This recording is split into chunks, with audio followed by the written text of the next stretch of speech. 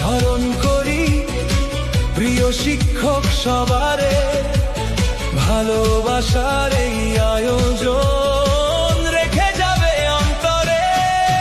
সেই ক্লাসরুম, সেই আঙিনা ডাকে আজও নাম ধরে।